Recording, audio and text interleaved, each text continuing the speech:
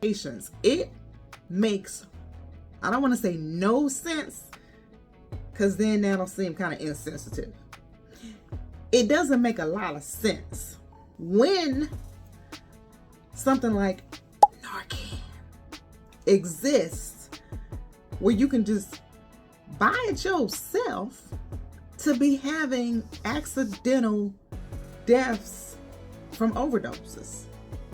Like, y'all, this is 2024. And so maybe people don't really know the availability of this. So we got to talk about it. 911, what's your emergency? Because when you call your doctor, they just going to tell you to come to the ER anyway. What the ER going to do, child? What we going to do? I finished residency. I finished medical school long time ago. And people, friends, not my friends, friends of patients, used to literally, not even used to, they still do, drop off a patient unconscious. You know they overdosed. The friend know they overdosed. And you just drop them off at the front door of the ER. Okay, and so then there's downtime. So that's when there is no respirations, or little or shallow respirations, where the body isn't getting, the brain isn't getting, the heart isn't getting enough oxygen. Okay, and so because there's a lack of oxygen, they're not breathing effectively, they lose consciousness. And then when you lose consciousness because you're not breathing, what's going to stop? What goes next? Your heart.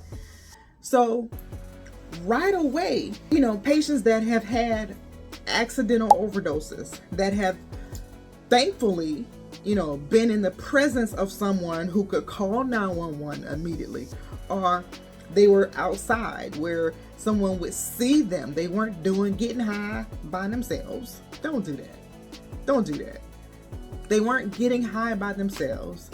And so they were in the care, or they were with trusted friends or family who could get them medical care before, they died. So there actually used to be a time where even the ambulance, even the first responders wouldn't have Narcan. I mean, there has been an evolution of the availability of this drug because it is fast responding. Now, drug, we know if it's going to mess up the high. It's going to mess up the high. You're going to come out. We know when we give it, you be careful. Watch out. Because they're going to be angry. Because you done broke their high. But they alive. They allowed to get high again, or whatever. Find Jesus, get high again, whatever. This is the no judgment zone here. So what I want to educate y'all, because to say no to drugs, yeah, that's all cute. But the reality is, in the emergency room, and I can say this because we see everything. You know what I'm saying? Like, we see everything. So there's people that are struggling to figure out how they're going to take a shower, trying to split ramen noodles and Loratab, so they can get through today. Okay, let's keep it real. I mean, if you in a glass house, you in a bubble, then you can skip this series. This series ain't for you.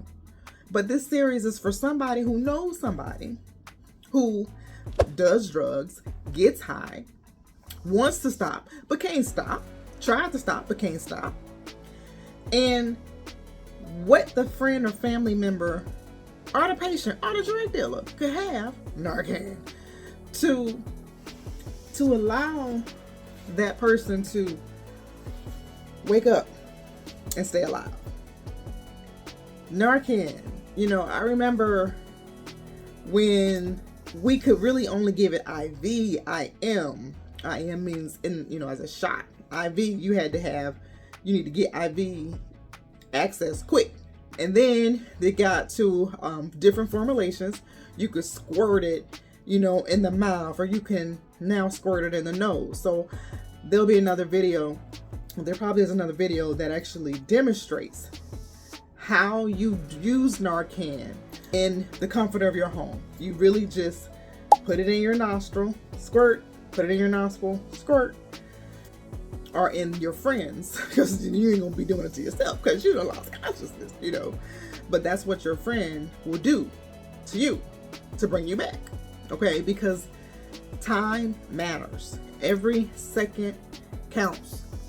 Sometimes now, y'all, it is taking ambulances, first responders, it can take them sometimes on average 10 minutes to get to the location where the person needs help. And that time is brain, time is heart, okay?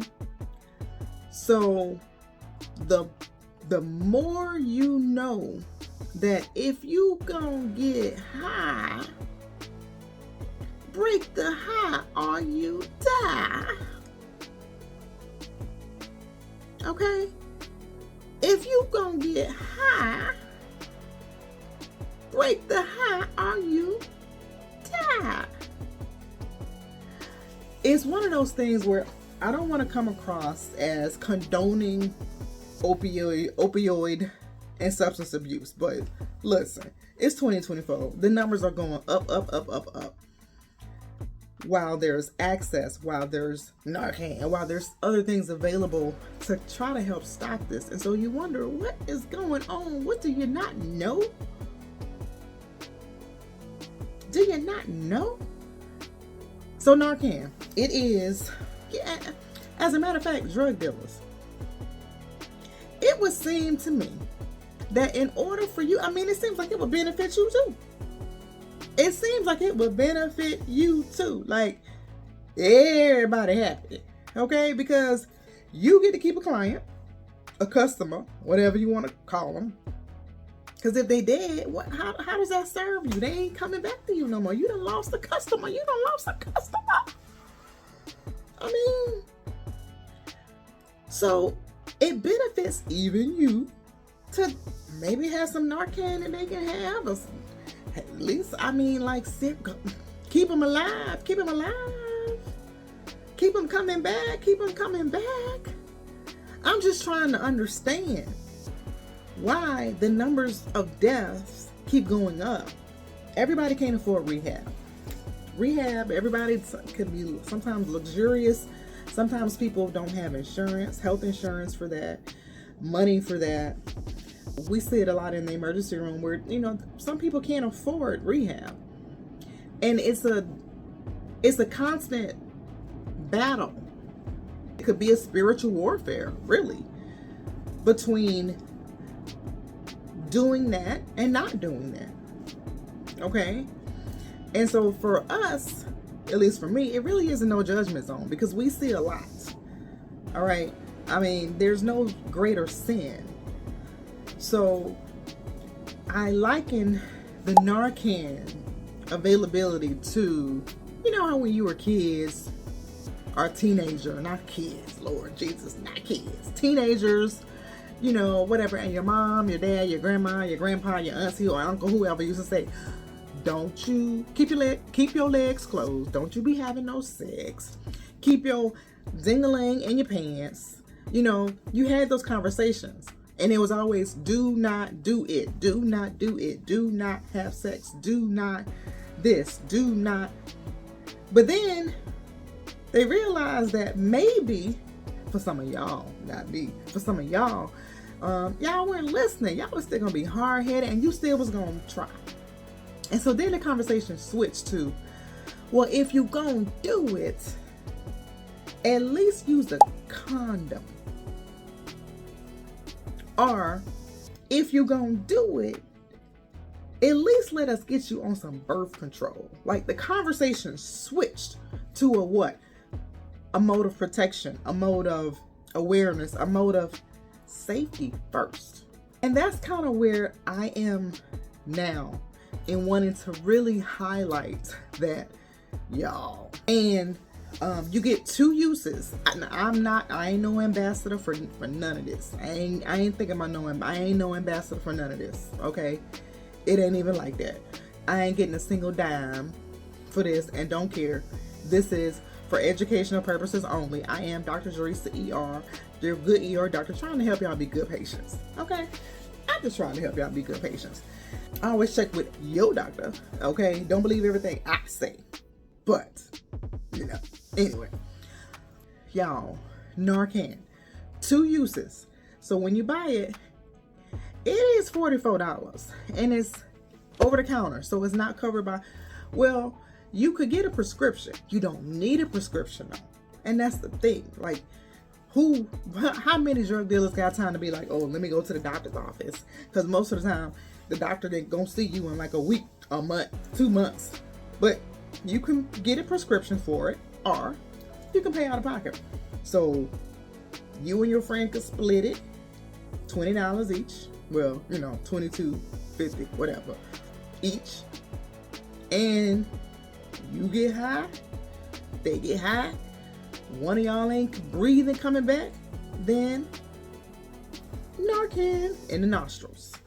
Narcan spray in the nostrils. Squirt, squirt, squirt, squirt, squirt. And then boom, you're back.